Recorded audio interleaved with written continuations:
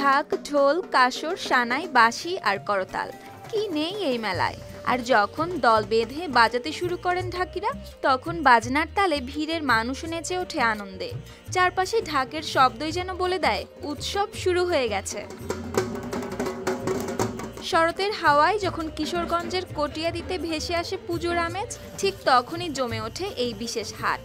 তবে এটি শুধু বেচা কেনার জায়গা নয়, 500 বছরের পুরনো এই ঢাকঢোলের হাট কিন্তু আজও উৎসবের প্রাণকেন্দ্র।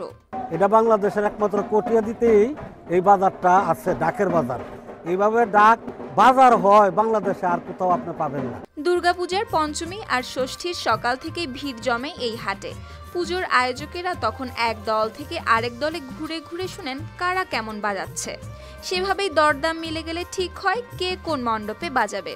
আর ঠিক সেই মুহূর্তে ঢাকিদের কাছে যেন এটি হয়ে ওঠে উৎসবের পথে নতুন যাত্রা।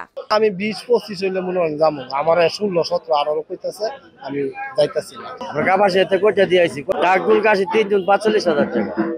তবে এখন সময় বদলেছে, আগের মতো ভিড় হয় না এই হাটে। অনেকে অনলাইনেই ঢাকি ঠিক করে নেন আগে ভাগে। নায়াসিনামাইড ও স্যালিসাইলিক সমৃদ্ধ লিলি ফেস ওয়াশ, যা ফেসের ডেড স্কিন সেল দূর করে দেয় দ্বিগুণ ফাস্টার ব্রাইটেনিং। তাই ক্রেতা আর বিক্রেতা দুই পক্ষের সংখ্যাই কমে গেছে ধীরে ধীরে। যেটা ঐতিহ্যবাহী, এখানে ডাকডুলের মেলা বসে, আমরা ডাকডুল নেওয়ার জন্য আসছি। ডাকের বাজারও ভালো, ওনারা আসছে ভালো বাজাচ্ছে, আমরা ওনাদেরকে ক্রয় করে নিয়ে যাচ্ছি। আর আমি একটা ঢাক, একটা ঢোল আর একটা কাশি 40,000 টাকা দিয়ে নিচ্ছি।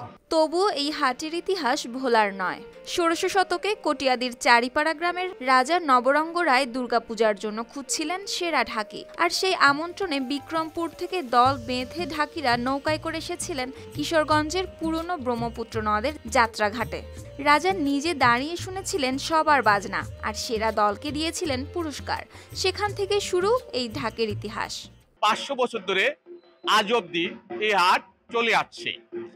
যদিও কালের পরিক্রমায় এবছর তথ্য প্রযুক্তির জন্য মোবাইলে অনেক বায়না হয়ে যায়, এই জন্য হাটে ঢাকি ও বাদকের সংখ্যা তুলনামূলকভাবে কম। তবুও আমরা বাংলাদেশ পুজো উদযাপন পরিষদ, কটিয়াদী উপজেলা শাখা, উপজেলা প্রশাসন ও ঢাকের হাট পরিচালনা কমিটির সদস্যরা এই ঐতিহ্যকে ধরে রাখার চেষ্টা করছি। এখন অবশ্য সেই হাট বসে কটিয়াদীর পুরান বাজারে। কালের সাথে ভিড় কমলেও ঢাকের তালে এখনো মুখর হয় শরৎবেলা। News desk, RTV।